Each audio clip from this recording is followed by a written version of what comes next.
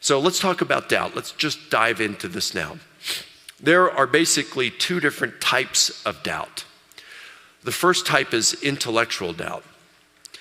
Intellectual doubt is your doubt because you're unaware of any kind of evidence supporting the truth of Christianity. So maybe you haven't you're here tonight, you've never heard of Christian apologetics before, you're unaware of any kind of historical or scientific or philosophical evidence that supports the truth of Christianity. And it's like, wow, that's pretty cool stuff. Lay it on. I just didn't know that was there. And so you start to doubt the truth of the Christian faith because, let's face it, whether you live in Canada or the US, we're in a secular post-Christian culture now, aren't we? Christianity is no longer the default religion. We are in the minority now. But doubt is not something that is unique to the Christian. Years ago, there was a famous atheist philosopher named Antony Flew. And my mentor, Gary Habermas, and Flew were really good friends. And one time they're driving along in a car and Gary asks Flew, he says, "Tony, I just got a question for you.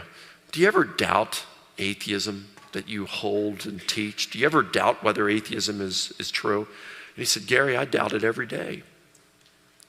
Here was a guy who is considered, again, to be perhaps the most influential atheist philosopher of the latter part of the 20th century. And he said he doubted his atheism every day.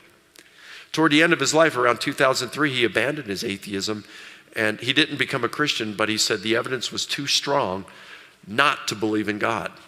So he left atheism and he believed God exists, and that's how he died. But he doubted atheism. C.S. Lewis, he became a Christian. And one time he was on an interview, I think it was on the BBC, and they asked him, they said, "Do you ever doubt whether Christianity is true?" And he said, "Sure.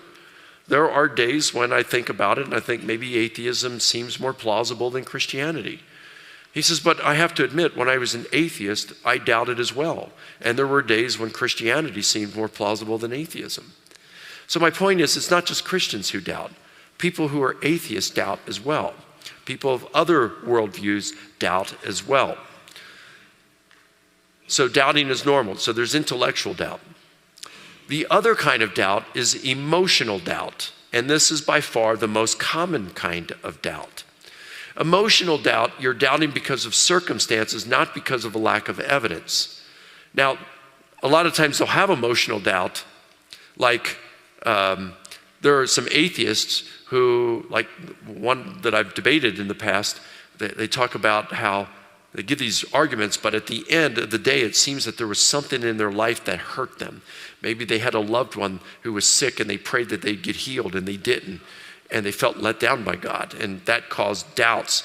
They'll give intellectual reasons for not believing in God when it's really deep down inside it, there are emotional reasons, and they just try to find intellectual reasons to support their emotional doubts.